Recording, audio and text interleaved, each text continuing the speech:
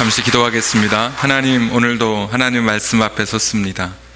시간이 남아서 주님의 전에 나온 것이 아니라 형식이고 습관을 따라 이곳에 온 것이 아니라 하나님 말씀이 내 삶에 들려지게 하시고 주님께서 노크하시는 주님의 음성에 내 마음이 열려지는 이 시간이 되게 해 주옵소서. 예수님의 이름으로 기도하옵나이다. 아멘. 여러분, 오늘 말씀 제목 알고 계십니까? 한번 같이 한번 읽어볼까요? 주보에 있는 오늘 말씀의 제목, 시작. 다시 시작하는 성경 일독. 오늘 이런 말씀의 제목입니다. 어떤 남편이 아침에 일찍 일어나 냉장고에 있는 물을 마시려고 냉장고 문을 열려고 하는데 거기에 아내가 붙여놓은, 아주 큼지막하게 붙여놓은 메모지 한 장이 눈에 띄었습니다. 거기에는 큰 글씨로 이렇게 쓰여져 있었습니다. 1. 오늘 오전에 목사님 신방 오심. 2. 성경책에 있는 먼지 털어놓을 것. 이렇게 되어 있었다고 합니다. 여러분의 성경은 어떤지 모르겠습니다. 일주일에 한 번 손이 가는 성경인지, 어떤 분은 매일같이 성경을 가지고 다니는 분이 계신데 차 뒤에 놓고 다니는 그런 분이 계십니다. 왜 성경을 차 뒤에 놓고 다니십니까? 그랬더니 어떤 믿음인지는 모르겠으나 성경책을 차 뒤에 놓고 다니면 뒤에서 차가 부딪히지 않을 것 같아서 그렇게 놓고 다닙니다. 그런 분도 있습니다. 4월 20일 날, 며칠 안 됐죠, 네이버 카페, 중고나라라고 하는 네이버 카페에 보면, 제가 그분의 그 인격을 존중하기 때문에 다 닉네임은 말씀드리지 못하지만 사파리 땡땡이라고 하는 닉네임을 가진 분이 매물로 성경을 내놓았습니다. 거기에 이런 설명이 있습니다. 거의 새 책입니다. 2,000원에 내놨는데 오늘 아직 4일이 지났지만 아무도 답글을 달지 않고 있습니다. 거기다 가지고 있고 나도 어차피 안 읽는데 다른 사람은 성경 사서 무슨 읽을 수 있겠는가라는, 아마 그런 것이 있지 않을까라는 그런 생각을 잠시 해보았습니다. 영어 표현에 이런 말이 있습니다. 클린 바이블, 더티 마인드. 더티 바이블, 클린 마인드. 성경책이 깨끗하면 마음이 더럽고, 성경책이 하도 읽어서 손때가 묻어있는 더러운 책 같으면 마음은 반대로 깨끗하다. 여러분의 성경책을 한번 보십시오. 여러분의 마음을 보려면 마음을 지켜볼 것 없이 여러분의 성경책을 보면 됩니다. 여러분, 오늘 본문을 보십시오. 여러분, 오늘 성경책을 보십시오. 이제 오늘 본문 시작할 때 어떻게 되어 있습니까? 30절 위에 이 책을 기록한 목적. 요한은 이 성경을 기록하면서 내가 왜 이 성경을 쓰고 있는지 그 목적을 밝혀주고 있습니다. 우리가 이 말씀을 이해할 때 우리가 가지고 있는 이 성경이 도대체 어떤 책인지, 왜 읽어야 하는지 우리가 조금은 더 한 걸음 전진할 수 있을 것입니다. 요한이 이 성경을 기록할 때 모든 성경이 그렇지만 성경이 기록되던 당시의 배경을 좀 알 필요가 있습니다. 조금은 지루하게 느껴질 수도 있지만 최대한 짧게 요한이 성경을 기록하던 당시의 배경을 제가 세 가지를 잠시 말씀을 드리겠습니다. 첫 번째는 로마의 황제가 신으로 여겨지던 그런 시대였습니다. 하나님이 신이 아니라 로마의 황제가 우리의 하나님으로 여겨지던 시대. 그래서 그 당시의 인사는 가이사는 우리의 주인이십니다. 그러면 반대 인사를 받는 사람은 맞습니다. 가이사는 우리의 주인이십니다. 이렇게 고백하던 시대에 요한이 이 요한복음을 썼습니다. 자, 두 번째는 요한복음이 성경 중에 가장 늦게 쓰여졌는데 무슨 일이 있었느냐. 그 당시에 로마의 압제하에 있던 이스라엘이 독립운동을 벌였는데 소규모 운동이 아니라 AD 66년에 아주 큰 대규모 반란을 일으키게 됩니다. 그래서 로마에서 더 이상 이스라엘을 이제 지도에서 사라지게 해야지, 그냥 두어서는 안 되겠다. 성전을 무너뜨리고 제사장 제도, 제사 제도를 다 무너뜨렸습니다. 그리고 항전하는 사람은 사해 건너편에 있는 마사다에서 950명이 마지막 항전했는데 높은 산에 위에 올라가서 항전을 할 때 로마 군대가 같은 높이에 이 산을 쌓아서 결국은 무너뜨린, 마지막 다 사람을 다 죽게 만든 그런 이야기가 바로 이 시대의 이야기입니다. 그래서 그 당시에는 아무것도, 말씀도 사라지고 도대체 모든 사람들이 이 유대교의 전통이었던 이 말씀을 배울 수 있는 그런 기회가 없었습니다.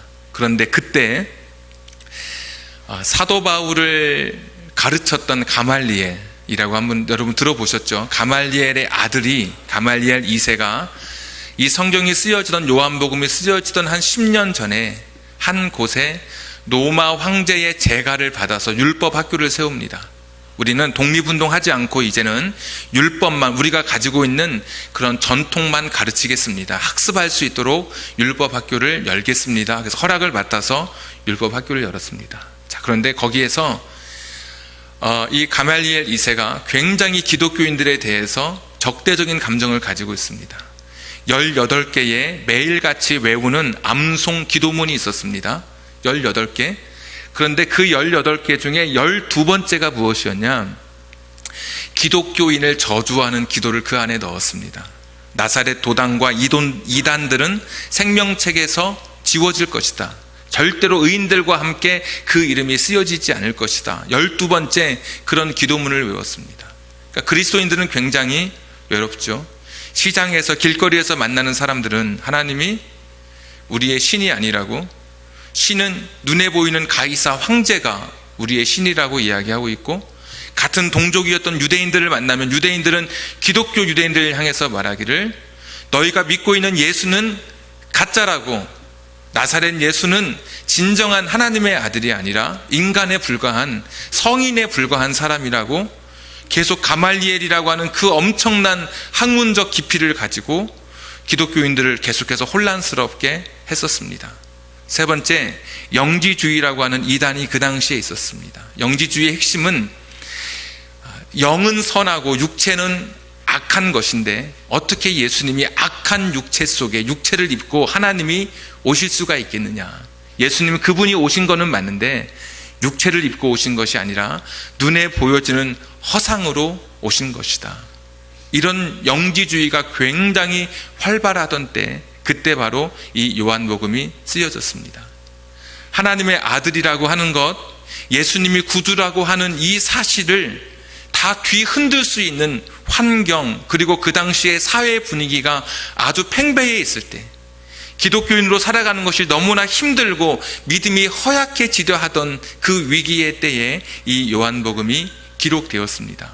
그래서 요한이 30절에 보시면 많은 표적이 있었지만, 예수님이 행하신 많은 표적, 사복음서를 전부 다 헤아리면 35개의 예수님의 기적이 나오는데, 요한은 자기 성경의 7개의 기적, 그 중에 표적이라고 불리우는 표지판이 있는 기적 7개의 기적을 요한복음에 싣습니다. 그러면서 이것을 통해서 예수님이 하나님의 아들이신 것, 그리고 예수님이 우리의 그리스도 되신, 구약에서부터 예언된 그리스도이신 것을 명확하게 설명하기 위해서 이 요한이 요한복음을 기록하고 있는 것입니다.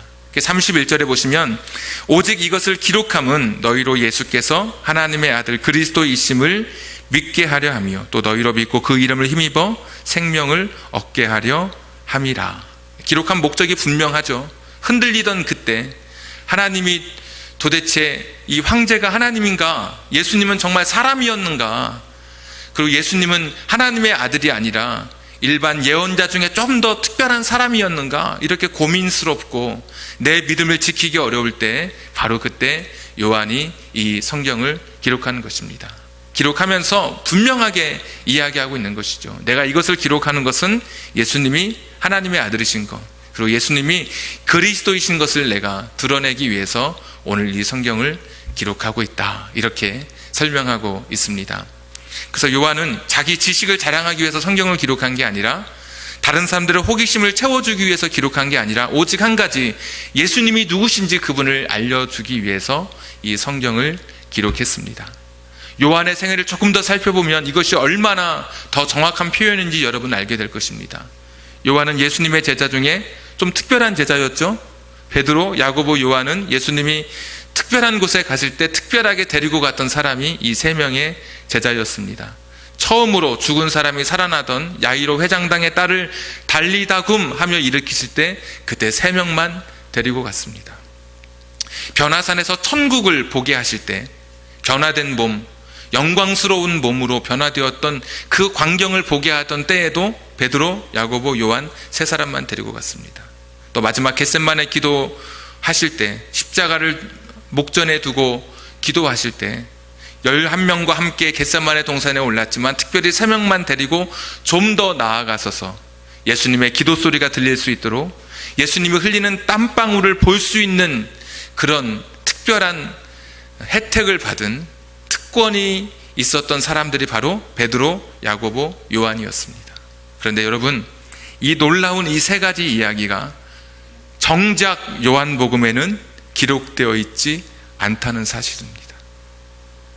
요한은 자기 자신을 드러내기 위해서 어떤 누구보다도 베드로, 야고보는 성경 쓰지 않았습니다. 성경을 썼던 마태, 마가, 누가는 그 자리에 없었습니다. 자기가 있었습니다. 엄청난 광경 아닙니까? 죽은 사람이 살아나고 천국을 보고 온 인류를 위해서 기도하던 예수님의 그 모습을 옆에서 지켜볼 수 있었던 그 특권을 가졌던 요한이었지만 자기 자신이 혹시나 드러나거나 자기 자신이 사람들에게 나타나는 것을 오히려 감추고 예수님만 드러나게 하기 위해서 요한복음이 제일 마지막에 쓰여졌으니까 마태, 마가, 누가가 쓴 성경 속에 그 사건이 있는 것을 다 보고 더 이상 자기의 입술을 닫아버립니다. 오직 누구만 나타나기 위해서? 예수님만 나타나기 위해서. 자기가 하고 싶은 이야기까지, 누구보다도 생생하게 이야기할 수 있는 이야기까지도 그는 자기를 감추고 예수님을 드러내 보입니다. 이런 것입니다. 나를 그린 자화상에 예수님의 그림만 다 그린 사람이 바로 사도 요한이었습니다. 실제로 이 성경에는 예수님에 대한 이야기가 기록되어 있습니다. 요한복음 5장 39절에 예수님께서 그렇게 말씀하십니다. 너희가 성경에서 구원을 얻는 줄 알고 이 성경을 상고하거니와, 예수님의 말씀입니다. 이 성경은 구약 성경이죠. 그렇지만 이 성경은 내게 대하여 증거하는 것이라 예수님이 친히 말씀해 주셨습니다. 구약 성경도 예수님에 관한, 오실 예수님에 관한 이야기, 요한처럼 신약 성경은 오신 예수님에 관한 이야기를 담고 있는 책이 바로 여러분 성경입니다. 자, 그러면 성경을 읽으면 어떻게 되는가? 성경을 읽게 되면 우리는 거기에서 성경을 통해서 예수님을 만나게 됩니다. 거기에 예수님이 계시니까, 예수님에 대한 이야기니까 성경을 읽다 보면 예수님을 새롭게 알게 됩니다. 어떤 분은 그렇게 이야기하는 분이 있습니다. 목사님, 저는 교회를 그렇게 오래 다녔는데도 믿음이 성장하지 않습니다. 저는 잘 모르겠습니다. 100% 확실한 거 한 가지 있습니다. 그분은 성경을 읽지 않는 분이십니다. 5년, 10년, 20년을 다녀도 성경을 읽지 않으면 믿음이 커갈 수가 없습니다. 예수님을 만날 수가 없습니다. 예수님에 대한 이야기를 들을 수가 없습니다. 어떤 한 여자분이 계셨는데, 여성도분이 계셨는데, 그분은 교회에 오시면 하나님이 자꾸 잠자는 은혜를 주셨습니다. 너무나 푹 자고 너무나 기분이 좋은 거예요. 안락하게. 그리고 성경책을 갖고 다니는데 정말 들고만 다니는, 먼지를 털어야만 되는 그런 분이었습니다. 어느 날 남편이 도대체 교회는 왜 가냐고 그러니까 예수님 믿으면 얼마나 좋냐고 이 아내가 이야기를 했습니다. 갑자기 남편이 묻기를, 그러면 석가모니와 예수님이 다른 게 뭐냐고 갑자기 이 아내에게 질문을 던졌습니다. 근데 이 아내가 갑자기 막막해지기 시작했습니다. 평소에 성경을 잘 읽은 것도 아니고 성경 들고 다녔고 교회 와서 설교 시간은 참 은혜의 시간으로 수면에 은총을 누렸고 한참 생각했는데 빨리 말해봐 그러니까 하다가 일단 다르지, 헤어스타일이 다르지. 두 번째 잘 모르겠는 걸. 혹시 여러분 그러실 수 있습니다. 교회 오래 다녀도 그 정도, 헤어스타일 다른 것 정도만 알 수 있습니다. 내가 처음 우리가 교회를 다니고 믿음을 갖는다고 할 때, 내가 나의 신앙을 키워간다고 할 때 절대적으로 필요한 것이 성경 읽기입니다. 왜? 성경을 통해서 우리는 예수님을 만나기 때문입니다. 우리가 읽었던 바로 위에 보시면 도마 이야기 나옵니다. 예수님의 제자 도마가 예수님이 오시지 않았던, 그러니까 예수님이 오셨을 때 자기는 없었기 때문에 그 자리에서 예수님에 대한 믿음을 자기는 믿지 못하겠다고, 예수님 나는 부활하신 건 나는 믿을 수 없다라고 이야기합니다. 여러분 29절에 뭐라고 하죠? 바로 위에 구절에 예수께서 이르시되 너는 도마야 너는 나를 본고로 믿느냐? 보지 못하고 믿는 자들은 복되도다 하시니라. 꼭 봐야만 예수님을 믿는 게 아니라 보지 않고도 믿을 수 있는 길이 있는데 그게 뭐냐? 성경입니다. 내가 이것을 기록하면 31절 너희가 보지 못했지만 이 성경을 기록한 이유는 너희가 예수님을 보지 못했지만 이 성경을 통해서 예수님이 하나님의 아들 그리스도이신 것을 믿게 하려고, 그분이 그리스도이신 것을 믿게 하려고 내가 이 성경을 기록하고 있다는 말입니다. 이게 문맥적으로 읽으면 이 말이 맞아요. 생략되어 있을 뿐이지 꼭 체험을 통해서 예수님을 만나고 그런 건 아닙니다. 여러분, 성경을 통해서 예수님 만날 수 있습니다. 그러니까 성경을 펴는 순간 거기에 예수님이 저와 여러분을 기다리고 계십니다. 거기에서 예수님의 말씀을 듣게 되고 거기에서 나를 구원하시는 예수님의 그 사랑을 경험하게 되는 것입니다. 초신자일수록 여러분 성경을 많이 읽으십시오. 초신자일수록, 처음 성경을 이제 접하는 분일수록, 처음 교회 나와서 아직 익숙하지 않은 분일수록 여러분 성경을 읽으십시오. 많은 교회의 오류 중에 하나가 처음에 교회 오면 교회 생활부터 가르칩니다.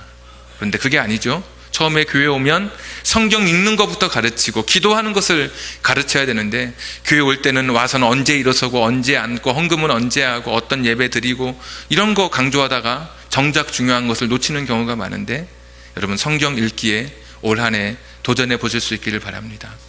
여기 하나님의 아들 그리스도였음을 믿게 하려 함이요 또 그분이 우리의 주인인 것을 믿게 하기 위해서 이 성경을 기록했다고 했는데, 여기 원어에 보면 이 믿는다고 하는 표현이 두 가지 의미로 다 쓰입니다. 안 믿어지는 사람이 믿게 하기 위해서 이 책을 쓴 것, 그리고 또 하나는 내가 가진 믿음을 계속 유지하기 위해서 이것을 기록했다, 이렇게 번역할 수 있도록 두 가지 다 이 원어의 용법이 있습니다.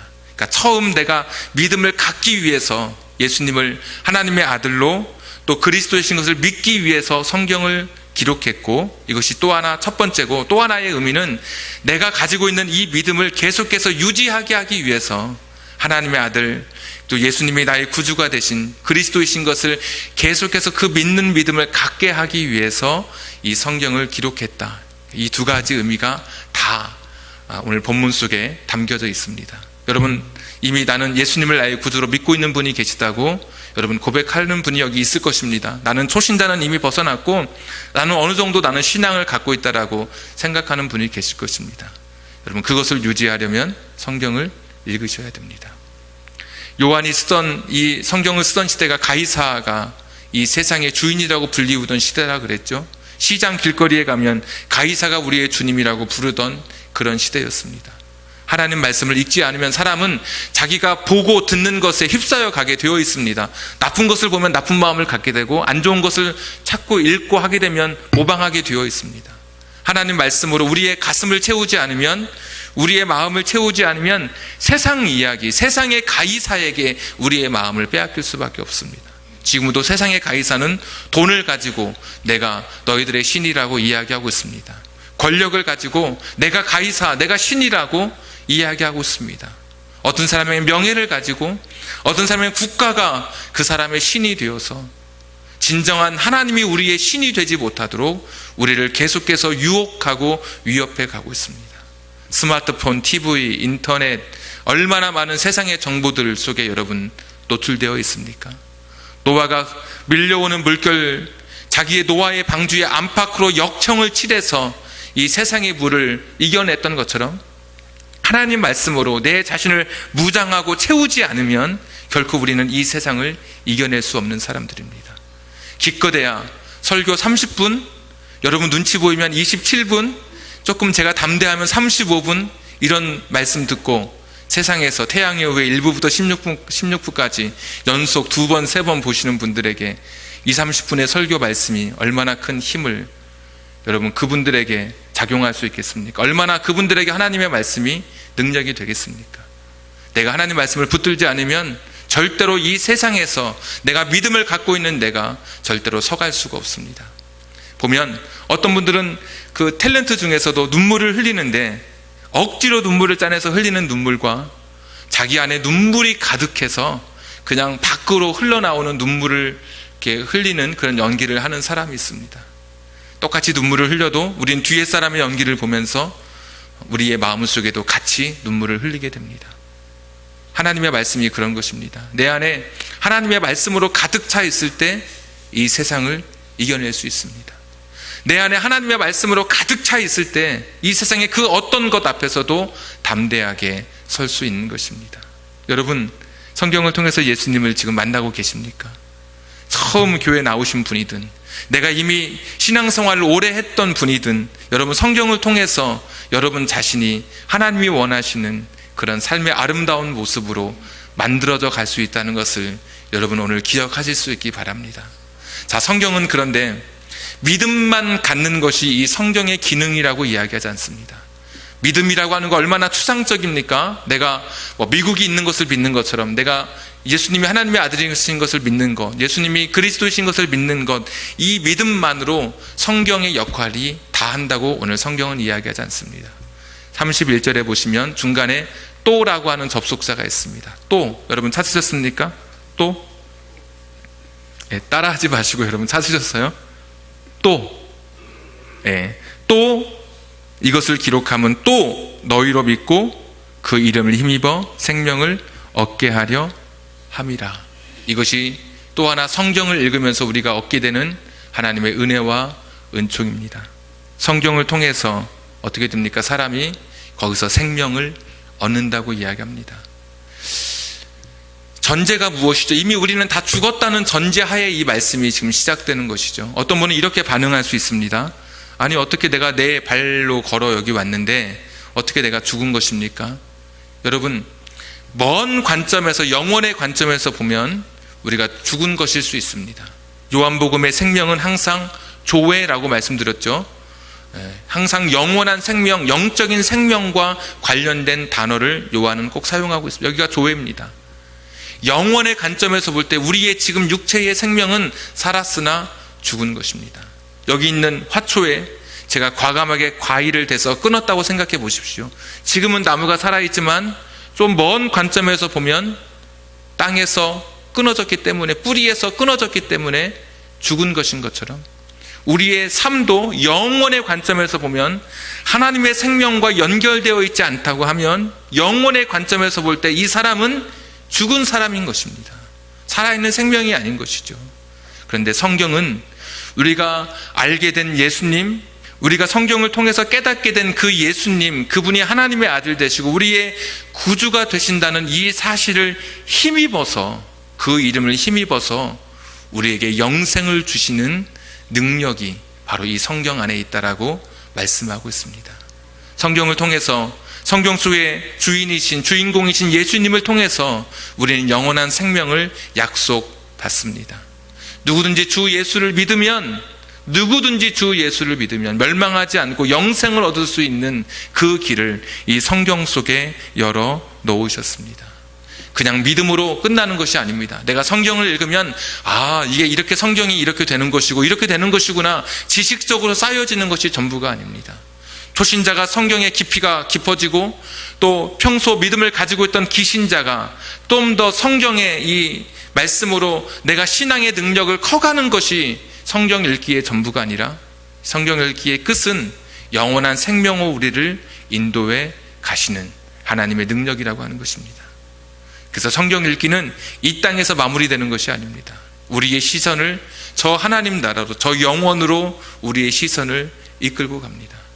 성경을 통해서 우리는 하나님을 바라보게 되고 성경을 통해서 우리를 구원하신 주님의 은혜를 경험하게 되는 것입니다. 어제가 여러분 세계 책의 날이었습니다. 4월 23일 세계 책과 저작권의 날, 정확히 표현하면 설문조사를 했습니다. 우리나라 사람은 도대체 1년에 책을 몇 권 읽는가? 지금 2016년이니까 2015년 것이 발표가 됐습니다. 10명 중에 3명은 책을 안 읽습니다. 10명 중에 3명은. 근데 더 놀라운 사실은 성경은 기독교인들 중에 몇 명이 성경을 안 읽을까? 10명 중에 7명이 성경을 안 읽습니다. 여러분 놀라지도 않으시죠?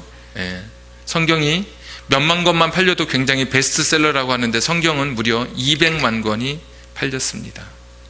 그런데도 성경은 읽혀지지 않고 있습니다.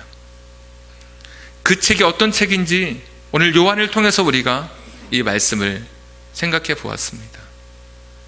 그 말씀은 단순히 활자가 아니라 이 말씀은 생명을 담고 있고, 이 말씀은 단순히 글자 그것 넘어서서 살아계신 예수님의 인격이 여기에 계시고 나를 만나주시는 주님이 계신 바로 이곳이 바로 이 성경이라고 하는 사실을 우리가 오늘 이 말씀을 통해서 깨닫게 됩니다. 창세기에서 요한계시록까지 여러분 몇 시간이면 성경을 읽습니까? 아나운서의 목소리의 속도로 성경을 읽으면 56시간이면 성경을 한번 일독할 수 있습니다. 모두 1189장, 하루에 40장씩 읽으면 30일이 되지 않아서, 한 달이 되지 않아서 성경을 일독할 수 있습니다. 어떤 분은 성경을 읽을 때 나는 성경을 빨리 읽으니까 대체적으로 한 장 읽는데 1분 걸립니다, 이런 분도 계시더라고요. 그런 분 같으면 하루에 1시간만 투자한다면 한 달이면 성경을 그분은 일독하실 수도 있습니다. 하루에 1시간씩만 투자하면, 글 읽는 속도가 다르긴 하겠지만 1시간, 1시간 반씩 투자하면 한 달에 한 번도 성경을 읽어낼 수 있습니다. 마귀의 달력은 내일이고 주님의 달력은 오늘이라고 하는 말이 있듯이 성경 읽기는 오늘부터 다시 시작하는 겁니다. 내가 내일 해야지, 다음에 해야지가 아니라 오늘부터 예수님을 만나고 내가 가진 믿음을 이 세상에서 굳건하게 지키기 위해서, 내가 가진 영원한 생명을 확실하게 붙들기 위해서 다시 한번 이 성경을 내가 내 손에 붙드는 겁니다. 저는 여러분에게 약속합니다. 여러분이 이 성경을 붙드는 그 순간 여러분이 이상한 경험을 하게 될 것입니다. 내가 성경을 붙들면 성경이 나를 붙들어주는 그런 경험을 여러분 하게 되실 것입니다. 내가 성경을 붙들었는데 이 성경 속에 있는 하나님의 말씀이 내 인생을 붙드는 경험을 여러분이 분명히 하게 될 것입니다.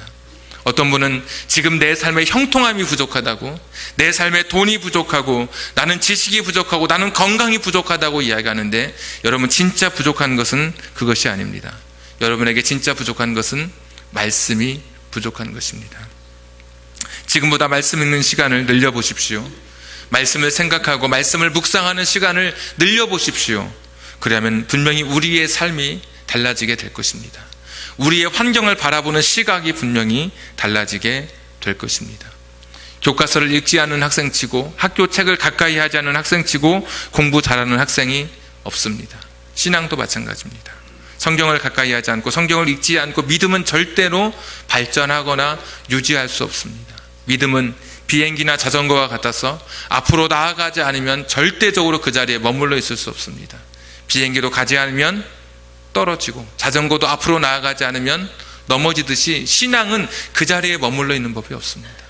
내가 조금이라도 1cm라도 커지지 않으면 나는 점점 낮아지고 있습니다. 여러분의 신앙의 절정기를 그려보십시오. 그리고 지금의 모습의 진폭을 여러분 한번 따져보십시오. 도대체 무엇이 문제인지, 거기에는 이 하나님의 말씀에 대한 열정, 성경 읽기에 대한 나의 습관, 그리고 하나님 말씀을 가까이 하고자 하는 나의 열망이 바로 그 사이에 상관관계를 이루고 있다는 것을 여러분 확인하시게 될 것입니다. 여러분이 성경을 읽을 때 내가 지쳐서 한 걸음도 나아가지 못하고자 하는 인생의 시간 속에 내가 성경을 읽을 때 그 안에서 여러분 위로를 얻게 될 것입니다. 다 포기하고 싶을 때 성경을 붙드는 그 순간에 내 안에서 나오는 힘이 아닌 저 밖에서부터 오는 위대한 힘을 여러분이 경험하게 될 것입니다. 성경을 붙드는 그 순간 영생을 소유한 나인 것을 알기 때문에 이 세상의 죽음도 두려움 없이 맞설 수 있는 용기가 여러분 가운데 생겨나게 될 것입니다. 성경 다시 일독하는 것에 다시 도전해 보실 수 있기를 바랍니다. 저의 꿈은 여러분이 여러분의 인생의 나이만큼 성경을 일독하고 주님 앞에 가는 것이 여러분을 향한 저의 소원입니다. 나는 30세다 그러면 나는 30번 읽고, 나는 50세다 그러면 나는 50번 읽고, 한 해에 한 번씩이라도 읽고, 뒤늦게 내가 성경 읽기에 이 성경 읽기 계에 들어오신 분이 계시다면 그때는 내가 1년에 2번씩 때로는 3번씩이라도 읽어서 내 나이만큼 내가 성경을 읽고 주님 앞에 갈 수 있는 것, 이것이 우리의 또 하나의 그냥 목표가 되었으면 좋겠습니다. 단순히 성경을 읽는 것이 무슨 의미냐라고 말할런지 모르겠으나, 제대로 이해하고 읽는 것이 중요하지 않느냐라고 말할런지 모르겠으나, 여러분, 그러면서 읽지 않는 것보다 읽는 것이 훨씬 유익합니다. 어떤 분들은 이야기하기를, 조금 배우신 분들은 목사님 성경을 이렇게 읽으면 이게 연대기순이 아니라면서요, 이게 좀 앞에 이야기가 뒤에 나오고 뒤에 이야기가 앞에 나온다면서요, 이렇게 말씀하는 분이 있을 수 있습니다.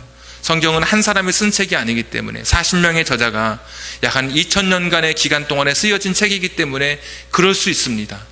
그래서 성경을 읽지 않는 것보다 연대순으로 기록되어 있지 않다 할지라도 읽는 것이 훨씬 더 유익합니다.